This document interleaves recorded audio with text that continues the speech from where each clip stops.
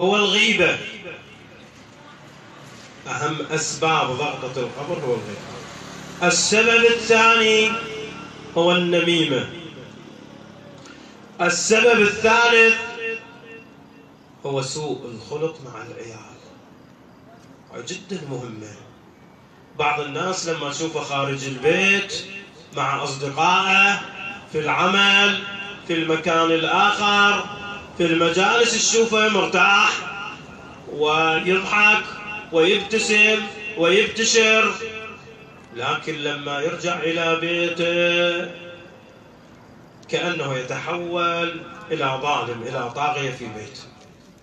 يشتم هذا، يضرب ذاك، يسب آخر، يسمع ذلك كلام.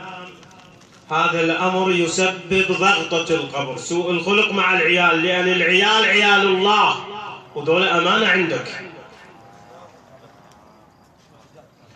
بعد تعرفون هاي القصة اللي أحد أصحاب رسول الله صلى الله عليه وآله مات في زمن رسول الله، وخرجت الناس إلى تشييعه، وخرج رسول الله في تشييعه، وكان رسول الله يسير بخطوات بطيئة. قال له يا رسول الله لو تسرع، لماذا لا تسرع؟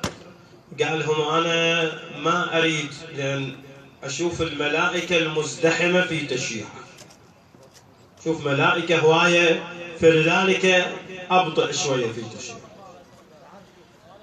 فالأم سمعت هذا الخبر بعد أن دفن ولدها، أثناء دفن ولدها سمعت هذا الخبر،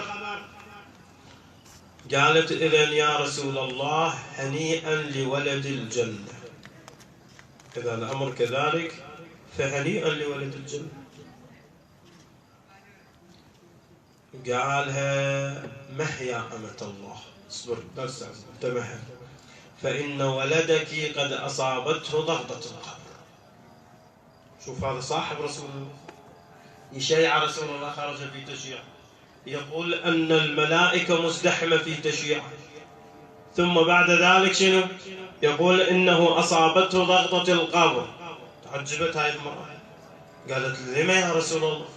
قال لأنه كان سيء الخلق مع عياله.